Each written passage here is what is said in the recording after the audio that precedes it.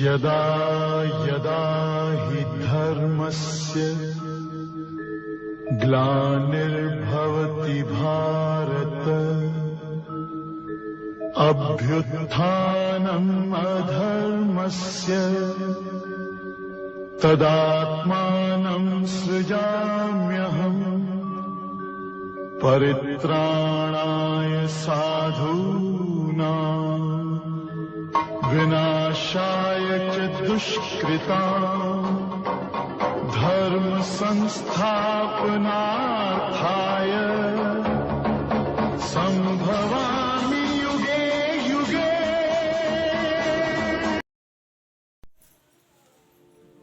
शुक्लां वरदं विष्णुं शशिवर्णं चतुर्भुजं प्रसन्नवदनं ध्यायेत् सर्वविघ्नोपशान्तये।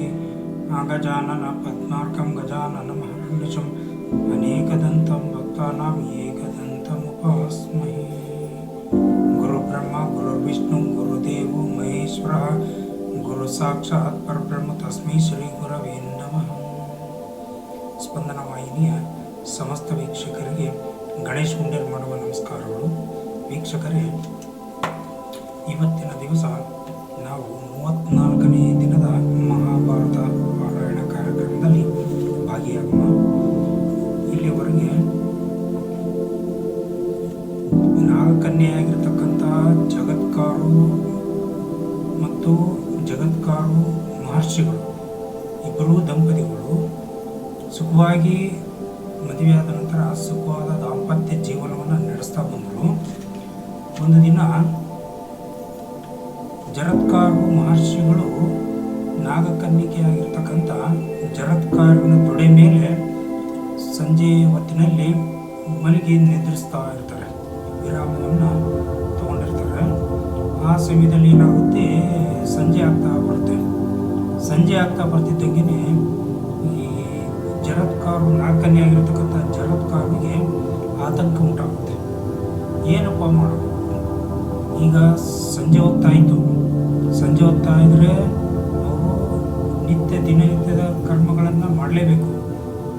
ಅಕಸ್ಮಾತಾಗಿ ಮಾಡಬೇಕಂತಂದ್ರೆ ನಾನು ಇವ್ರನ್ನ ಎಚ್ಚರಗೊಳಿಸಲೇಬೇಕು. ಅಕಸ್ಮಾತಾಗಿ ನಾನು ಏನಾದರೂ ಹಾಗೆ ಬಿಟ್ಟನಪ್ಪ ಅಂತಂದ್ರೆ ಅವರು ಮನೆಗೆ ನನಗೆ ಎಬ್ಬಿಸ್ಲಿಲ್ಲಲ್ಲ ಅಂತ ಹೇಳ್ಕೊಳ್ತಾರೆ. ಈಗ ನಾನು ಎಬ್ಸಿದ್ರೂ ತಪ್ಪಾಗುತ್ತೆ ಅಥವಾ ಎಬ್ಬಿಸದೇ ಇದ್ರೂ ಕೂಡ ತಪ್ಪಾಗುತ್ತೆ. ಏನು ಮಾಡಿದ್ರು ಇವ್ರು ನನ್ನ ಮೇಲೆ ಕೋಪಗೊಳ್ಳೋದಂತೂ ನಿಶ್ಚಯ. ಹಾಗಾಗಿ ಏನು ಮಾಡಬೇಕು ಅಂತೇಳಿ ಆಲೋಚನೆ ಮಾಡ್ತಿರಬೇಕಾದ್ರೆ ಅವಳ ಬುದ್ಧಿಗೆ ಧರ್ಮದ ವಿಚಾರವಾಗಿ ಆಲೋಚನೆ ಬರುತ್ತೆ. ನಾನು ಆಗಿರೋದೇ ನಿಜ, ಆದರೆ ನಾನು ಎಬ್ಬಿಸುವುದೇ ನಿಜ. ಯಾಕೆ ಅಂತಂದರೆ ಇದು ದಿನನಿತ್ಯದ ಸಂಧ್ಯಾ ವಂದನೆಗಳನ್ನು ಮಾಡುವುದಕ್ಕೆ ಅಡ್ಡಿ ಆತಂಕಗಳು ಉಂಟಾಗಬಾರ್ದು, ಧರ್ಮ ರಕ್ಷಣೆ ಆಗಬೇಕು. ಹಾಗಾಗಿ ನಾನು ಎಬ್ಸೋದೇ ನಿಜ, ಎಬ್ಸೋದೇ ಒಳ್ಳೆಯದು ಅಂದ್ಕೊಂಡು ಆ ಎಬ್ಸಕ್ಕೆ ನಿರ್ಧಾರವನ್ನು ತಗೊಂಡು ಎಬ್ಬಿಸ್ತಾಳೆ. ಎಬ್ಬಿಸಿ ನಿಧಾನಿಗೆ ಅವರು ಮುಖದ ಮೇಲೆ ಕೈ ಆಡಿಸ, ಎದ್ದೇಳ್ರಿ, ನಿಮಗೆ ಸಂಜೆಯ ಸಂಧ್ಯಾ ವಂದನೆಗಳನ್ನು ಮಾಡುವುದಕ್ಕೆ ನಿಮಗೆ ಸಮಯಾವಕಾಶ ಕೂಡಿ ಬಂದಿದೆ, ಹಾಗಾಗಿ ಎಚ್ಚರಗೊಳ್ರಿ ಅಂತೇಳಿ ನಿಧಾನಕ್ಕೆ ಮೆಲ್ಲಗೆ ಅವ್ರ ತಲೆಯನ್ನು ಹಿಂಗೆ ಸವರ್ತಾ ಹೇಳ್ತಾಳೆ.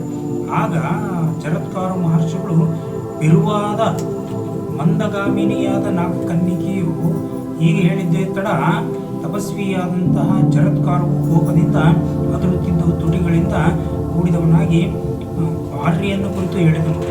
ಭಾರ್ಯ ಅಂತಂದರೆ ಹೆಂಡತಿಯನ್ನು ಕುರಿತು ಹೇಳ್ತಾರೆ ಜರತ್ಕಾರು ಮಹರ್ಷಿಗಳು. ಅವರಿಗೆ ಒಂದೇ ಸರಿ ಎಬ್ಬಿಸ್ಬಿಟ್ಲಲ್ಲ ನನಗೆ ಅಂತೇಳಿ ಸಿಟ್ಟು ಬಂದುಬಿಡುತ್ತೆ. ಆಗ ಭುಜಂಗವೇ, ನೀನು ನನಗಿಂದು ಮಹತ್ತರವಾದ ಅಪಮಾನವನ್ನೇ ಮಾಡಿಬಿಟ್ಟಿರುವೆ. ಇದನ್ನು ನಾನು ಸಹಿಸಿಕೊಂಡು ಖಂಡಿತವಾಗಿಯೂ ಇರಲು ಸಾಧ್ಯವೇ ಇಲ್ಲ. ನಾನಿನ್ನು ಎಲ್ಲಿಂದ ಬಂದೆನೋ ಅಲ್ಲಿಗೆ ಹೊರಟೋಗುತ್ತೇನೆ. ಸಿಟ್ಟಿನಿಂದ ಹೇಳ್ತಾರೆ ಜರತ್ಕಾರು ಮಹರ್ಷಿಗಳು, ನಾನು ಎಲ್ಲಿಂದ ಬಂದೋ ಅಲ್ಲಿಗೆ ಹೊರಟೋಗ್ಬಿಡ್ತೀನಿ. ನೀನು ನನಗೆ ಅಪಮಾನವನ್ನು ಮಾಡಿದೆ. ನಾನಿನ್ನು ಮಲಗಿರುವಾಗ ಸೂರ್ಯನಿಗೆ ಅಸ್ತಂಗತವಾಗುವ ಶಕ್ತಿ ಇಲ್ಲ.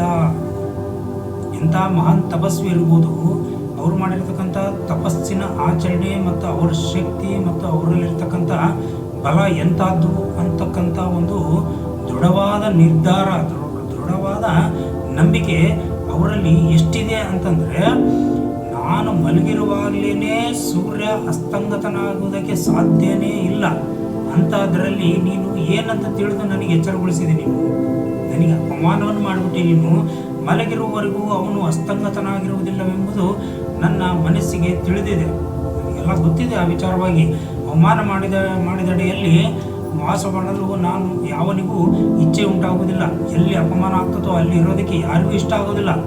ಯಾರೇ ಆಗಲಿ, ನಾವೇ ಆಗಲಿ, ನೀವೇ ಆಗಲಿ, ಯಾರೇ ಆಗಿರಲಿ, ನಮಗೇನಾದ್ರೂ ಅಪಮಾನ ಆಯ್ತಪ್ಪ ಅಂತ ಅನಿಸಿದರೆ, ಮನಸ್ಸಿಗೆ ನೋವು ಉಂಟಾಯ್ತಪ್ಪ ಅಂತಂದರೆ ನಾವು ಅಲ್ಲಿ ಒಂದು ಕ್ಷಣನೂ ಇರೋದಕ್ಕೆ ಇಷ್ಟಪಡಲ್ಲ. ಅದೇ ಮಾತನ್ನೇ ಇಲ್ಲಿ ಜರತ್ಕಾರು ಮಹರ್ಷಿಗಳು ಹೇಳ್ತಿದ್ದಾರೆ. ಹೀಗಿರುವಾಗ ಧರ್ಮಶೀಲನಾಗಿರ್ತಕ್ಕಂಥ ನನ್ನ ವಿಷಯವಾಗಿ ಅಥವಾ ನನ್ನಂತಹವನ ವಿಷಯವಾಗಿ ನೀನು ಹೇಳುವುದಾದರೂ ಏನಿದು?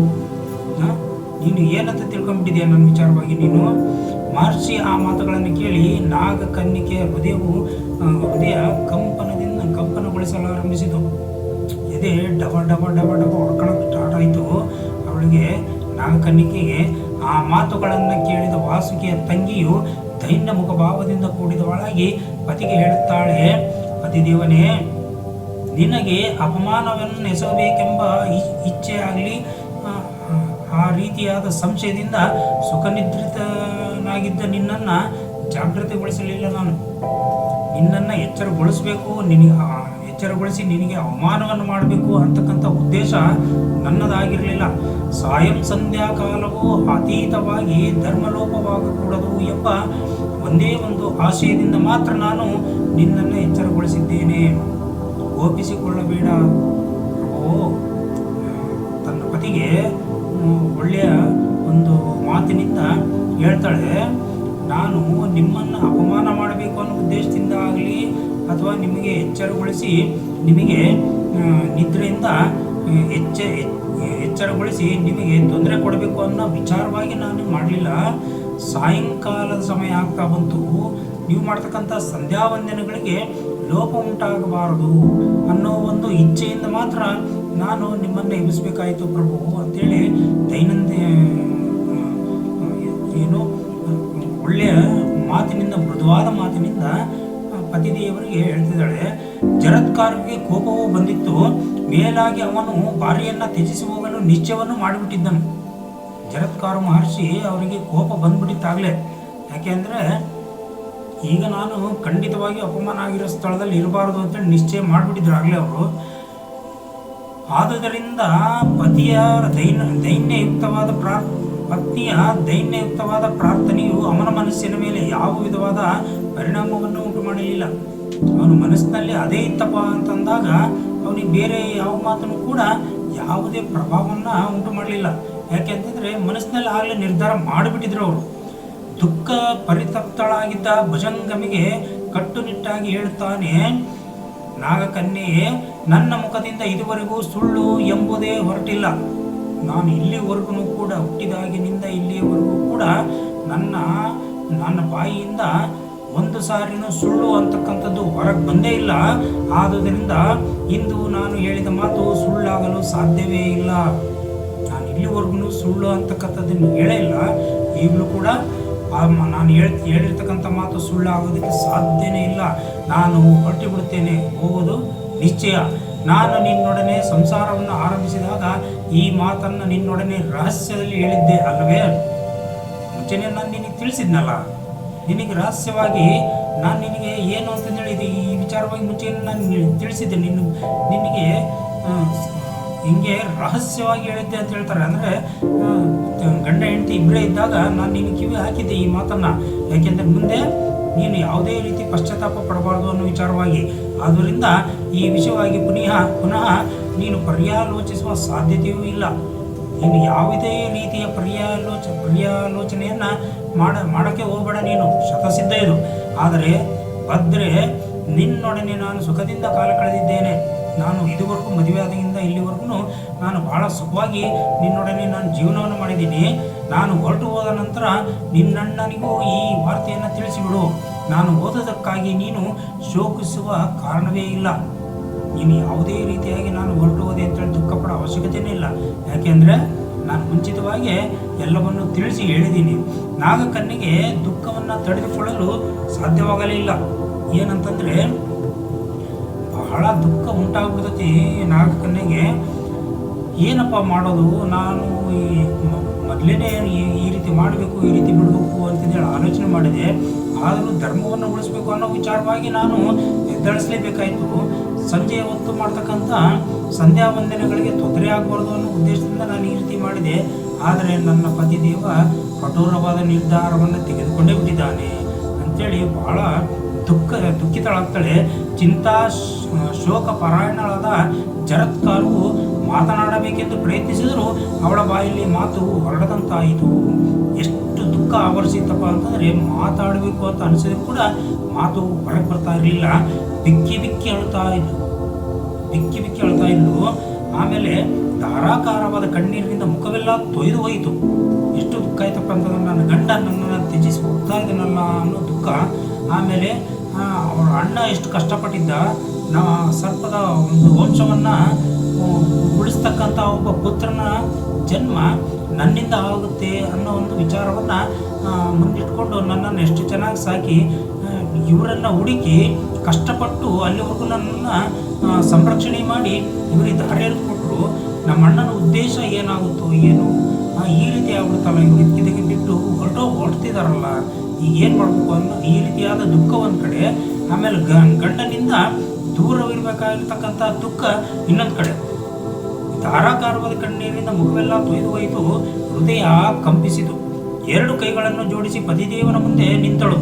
ಕೈ ಮುಖಂದು ಗಂಡನ ಎದುರುಗಡೆ ನಿಂತು ಹೇಳ್ತಾಳೆ.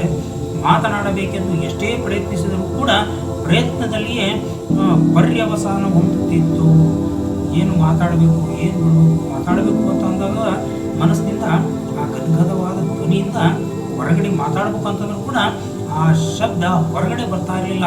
ಅಲ್ಲೇ ಒಳಗಿನ ಗಂಟ್ಲಲ್ಲಿನೇ ಅದು ಮಾತು ಕರಗಿ ಹೋಗ್ಬಿಡ್ತಾ ಇತ್ತು. ಪರ್ಯವಸಾನ ಹೊಂದುತ್ತಿತ್ತು ಅಂದರೆ ಅಲ್ಲೇ ಗಂಟ್ಲಲ್ಲೇ ಆ ಧ್ವನಿ ಅಲ್ಲೇ ಅಡಗಿಬಿಡ್ತಿತ್ತೆ ಹೊರತಾಗಿ ಹೊರಗಡೆ ಬರ್ತಾ ಇರಲಿಲ್ಲ. ಅಷ್ಟು ದುಃಖ ತಪ್ತಳಾಗಿದ್ದಾಳೆ. ಮಾತು ಗಂಟಲಿನಿಂದ ಮುಂದೆ ಬರುತ್ತಿರಲಿಲ್ಲ.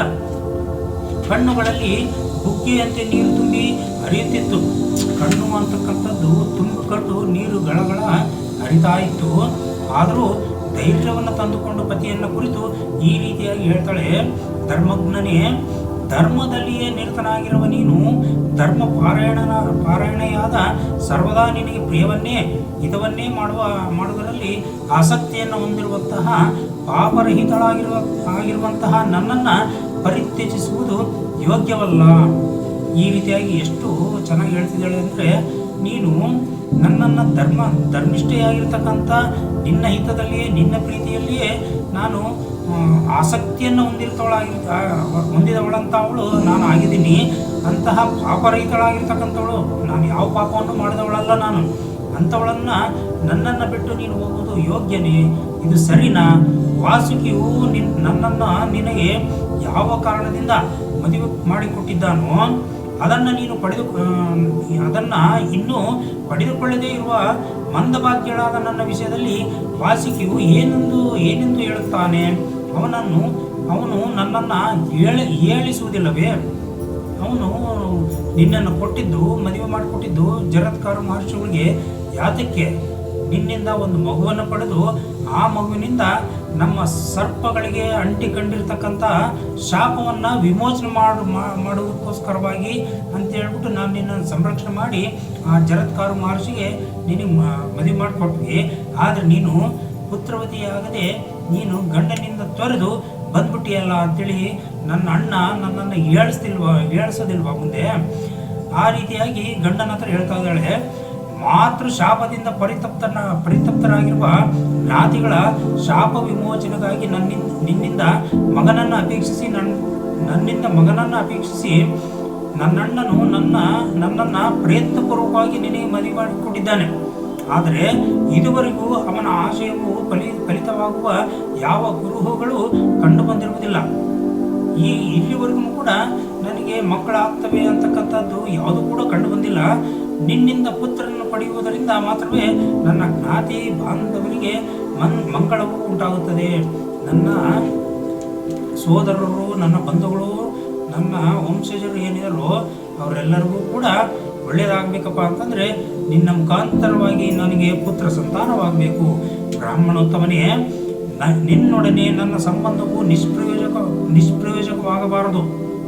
ಈ ರೀತಿಯಾಗಿ ಏನೋ ಜರತ್ಕಾರು ಮಹರ್ಷಿ ಬಂದ, ಮದುವೆ ಮಾಡ್ಕೊಂಡ, ಇದ್ಕಿದ್ದಂಗೆ ಸಿಟ್ಟಾಗಿ ಹೋಗ್ಬಿಟ್ಟ ಅನ್ನೋ ವಿಚಾರ ಆಗಬಾರ್ದು, ನಿಷ್ಪ್ರಯೋಜನ ಆಗಬಾರ್ದು. ಅದರಿಂದ ಏನಾದರೂ ಪ್ರಯೋಜನಪೂರ್ವಕವಾಗಿ ಏನಾದರೂ ಒಂದು ಕಾರ್ಯ ನಡೀಲೇಬೇಕಿಲ್ಲಿ, ಜರುಗಲೇಬೇಕು.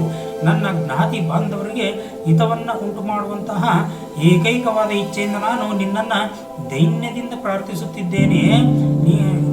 ನಿನ್ನ ಅನುಗ್ರಹದಿಂದ ನಾನು ಗರ್ಭವತಿ ಆಗಿರುವುದೇನೋ ನಿಶ್ಚಯ, ಆದರೆ ಗರ್ಭವಿನ್ನೂ ಅವ್ಯಕ್ತವಾಗಿದೆ. ಇಲ್ಲಿ ನಾನು ಗರ್ಭವತಿಯೇನೋ ಆಗಿದ್ದೀನಿ ನಾನು, ಆದರೆ ಗರ್ಭ ಅವ್ಯಕ್ತವಾಗಿದೆ ಅಂತಂದರೆ ಅದರಲ್ಲಿ ಯಾವುದೇ ರೀತಿಯಾದ ರೂಪ ಗರ್ಭದಲ್ಲಿ ಇನ್ನೂ ಉತ್ಪತ್ತಿಯಾಗಿರಲ್ಲ. ಇನ್ನು ಸಮಯಾವಕಾಶ ಬೇಕು. ಇನ್ನು ಈಗಿನ ಪ್ರಾರಂಭ ಆಗಿದೆ. ಆದ್ದರಿಂದ ಅದಕ್ಕೆ ಒಂದು ರೂಪರೇಷೆಗಳು ಗರ್ಭದಲ್ಲಿ ಇನ್ನೂ ವ್ಯಕ್ತ ಆಗಿಲ್ಲ. ಅದಿನ್ನು ಅವ್ಯಕ್ತ ರೂಪವಾಗಿದೆ, ಅಂದರೆ ಒಂದು ಮಾಂಸಗಡ್ಡೆ ರೂಪದಲ್ಲಿ ಇರುತ್ತದು. ಹಾಗಾಗಿ ಇಂತಹ ಸ್ಥಿತಿಯಲ್ಲಿ ಪಾಪರಹಿತಳಾದ ನನ್ನನ್ನು ಪರಿತ್ಯಜಿಸಿ ಹೊರಟು ಹೋಗಲು ಮಹಾತ್ಮನಾದ ನಿನಗೆ ಹೇಗೆ ಸಾಧ್ಯವಾಗುವುದು?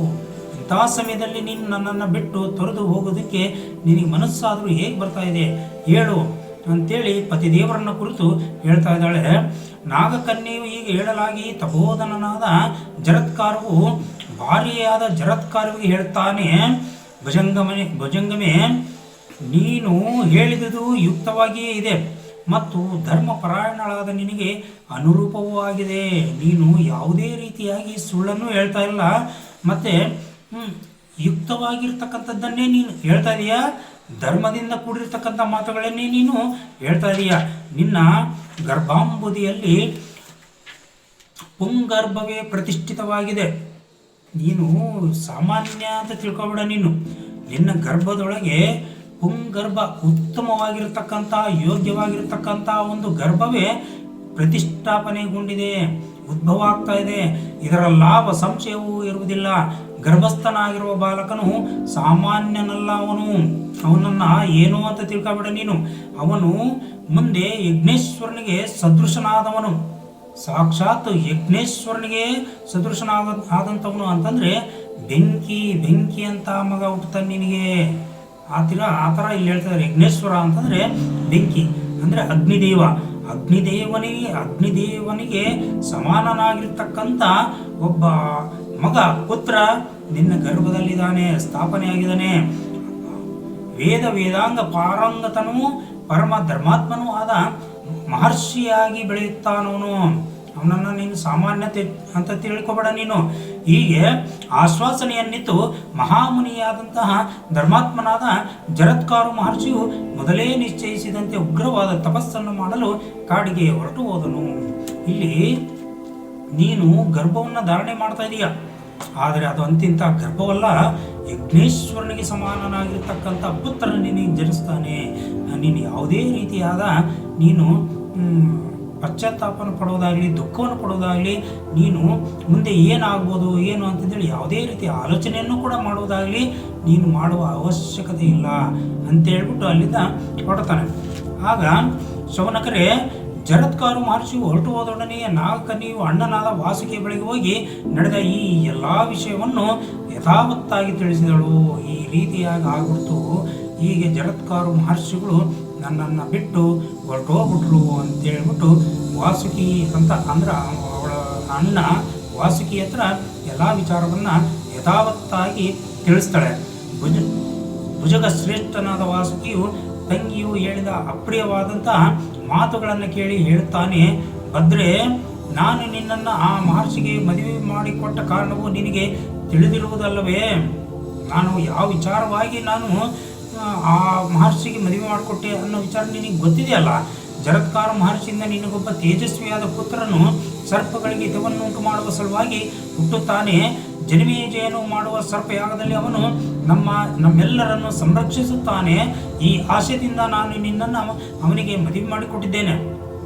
ಬ್ರಹ್ಮನೂ ಸಹ ಇದೇ ರಹಸ್ಯವನ್ನು ದೇವತೆಗಳೊಡನೆಯೂ ಕೂಡ ಹೇಳಿದ್ದಾನೆ. ಸಾಕ್ಷಾತ್ ಬ್ರಹ್ಮನು ಕೂಡ ಈ ವಿಚಾರವನ್ನು ದೇವತೆಗಳಿಗೆ ತಿಳಿಸಿದ್ದಾನೆ. ಮುಂದೆ ಯಜ್ಞೇಶ್ವರನ ತೇಜಸ್ಸಿಗೆ ಸಮಾನನಾಗಿರ್ತಕ್ಕಂಥ ಒಬ್ಬ ಪುತ್ರ ಹುಟ್ಟುತ್ತಾನೆ. ಆ ಪುತ್ರನಿಂದ ಜನಮೇಜಯ ಮಹಾರಾಜ ಮಾಡ್ತಕ್ಕಂಥ ಯಜ್ಞ ನಿಂತು ಹೋಗುತ್ತೆ. ಅವನು ಎಲ್ಲ ಸರ್ಪಗಳನ್ನು ರಕ್ಷಣೆ ಮಾಡ್ತಾನೆ ಅಂತೇಳಿ ಸಾಕ್ಷಾತ್ ಬ್ರಹ್ಮದೇವನೇ ದೇವತೆಗಳಿಗೆ ಆಶ್ವಾಸನೆಯನ್ನು ಕೊಟ್ಟಿದ್ದಾನೆ. ತಂಗಿ, ಅವನು ಹೊರಟು ಹೋದ ವಿಷಯನ್ನೇನೋ ಹೇಳಿದೆ, ಆದರೆ ಮತ್ತೊಂದು ವಿಷಯವನ್ನು ನಿನ್ನ ಬಾಯಿಂದಲೇ ಕೇಳಿ ತಿಳಿದುಕೊಳ್ಳುವುದು ಉಚಿತವಲ್ಲ ಎಂಬುದು ಮರ್ಯಾದಾತೀತವೆಂಬುದು ನನಗೆ ತಿಳಿದಿರುವುದು. ಮುಂದಿನ ವಿಚಾರವನ್ನು ನಾನು ಯಾವ ರೀತಿಯಾಗಿ ಬಾಯಿ ಬಿಟ್ಟು ನಿನ್ನನ್ನು ಕೇಳಲಿ? ನಾನು ನಿನಗೆ ಸಮಯ ಸಂದರ್ಭ ಎಲ್ಲದರ ಅರಿವು ಕೂಡ ನಿನ್ನಲ್ಲಿದೆ, ತಿಳುವಳಿಕೆ ನಿನಗಿದೆ. ಆದರೆ ನೀನು ನಿನ್ನ ಪತಿ ಬಿಟ್ಟು ಹೋದ ಅನ್ನೋ ವಿಚಾರವನ್ನು ಮಾತ್ರ ಹೇಳ್ತಿದೀಯ. ಮುಂದಿನ ವಿಚಾರವನ್ನು ನಾನು ಕೇಳಬಾರ್ದು. ಆದರೂ ಕೂಡ ನಾನು ಕೇಳೋದು ಮರ್ಯಾದೆ ಅಲ್ಲ ಅಂತ ತಿಳ್ಕೊಂಡ್ರು ಕೂಡ ಅದು ನಾನು ಏನು ಮಾಡಬೇಕು ಅದನ್ನು ಮಾಡಲೇಬೇಕು. ಆದರೂ ಕಾತರನಾದ ನಾನು ಗತ್ಯಂತರವಿಲ್ಲದೆ ಕೇಳಬೇಕಾಗಿದೆ. ಎಲ್ಲ ನಾಚಿಕೆಯನ್ನು ಬಿಟ್ಟು ನಾನು ಕೇಳಲೇಬೇಕಾಗಿದೆ. ಯಾಕಪ್ಪ ಅಂತಂದರೆ ಅದು ಕೇಳಬೇಕಾಗಿರೋದು ಅತ್ಯಗತ್ಯವಾಗಿದೆ.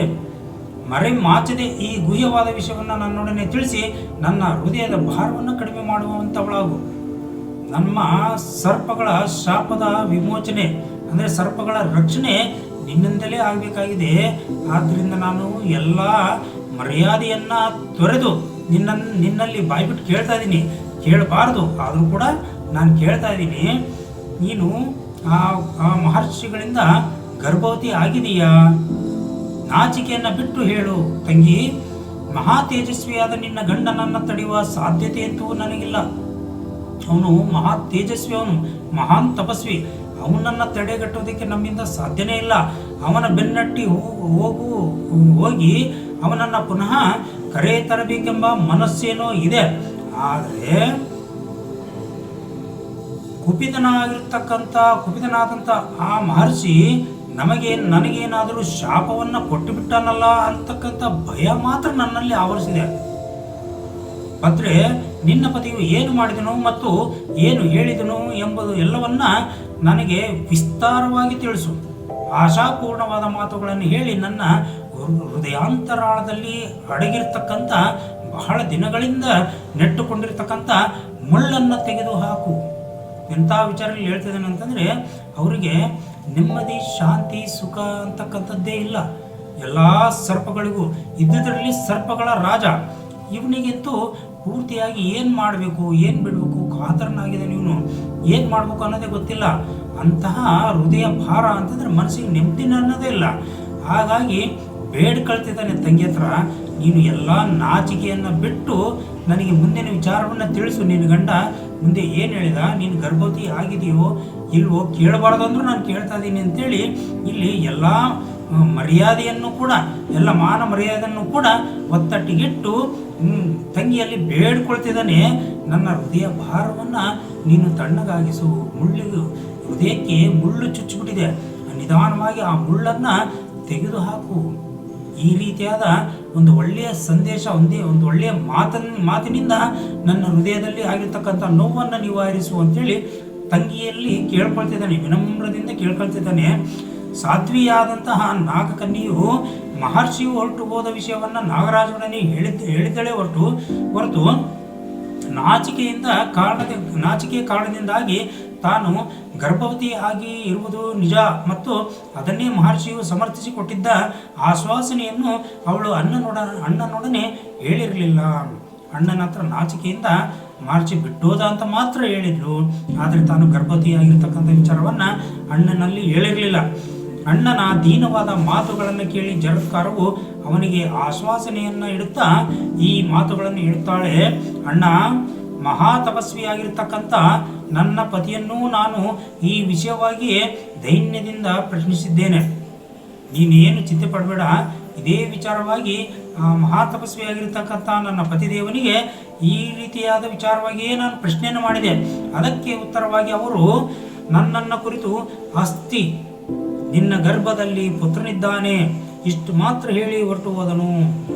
ಅಸ್ತಿ, ನಿನ್ನ ಗರ್ಭದಲ್ಲಿ ಪುತ್ರನಿದ್ದಾನೆ, ನಿಜ ಸತ್ಯ, ನಿನ್ನ ಗರ್ಭದಲ್ಲಿ ನನ್ನ ಪುತ್ರ ಇದಾನಲ್ಲಿ ಬೆಳೀತಾ ಇದ್ದಾನೆ ಅಂತ ಹೇಳ್ಬಿಟ್ಟು ನನ್ನ ಪತಿ ಹೊರಟು ಹೋದ.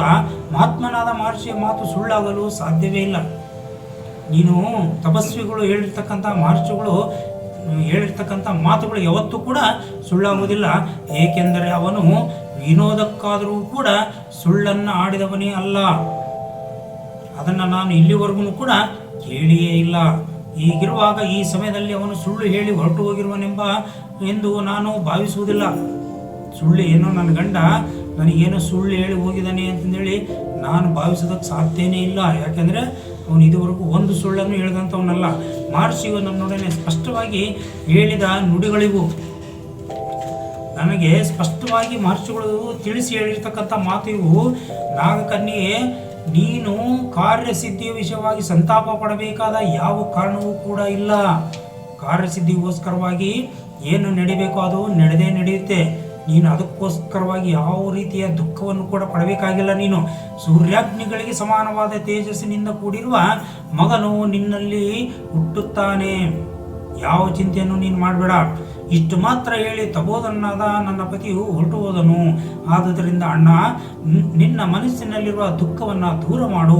ಸರ್ಪಕುಲದ ಸಂತಾಪಹರನಾದ ಮಗನು ನನ್ನಲ್ಲಿ ಹುಟ್ಟವನೋ ಇಲ್ಲವೋ ಎಂಬ ಸಂಶಯ ನಿನ್ನಲ್ಲಿ ಇರಬಾರದು. ಅದಕ್ಕೆ ಯಾವ ಕಾರಣನೂ ಇಲ್ಲ. ಆ ರೀತಿಯಾದ ಸಂಶಯವನ್ನು ನೀನು ಪಡಬೇಡ.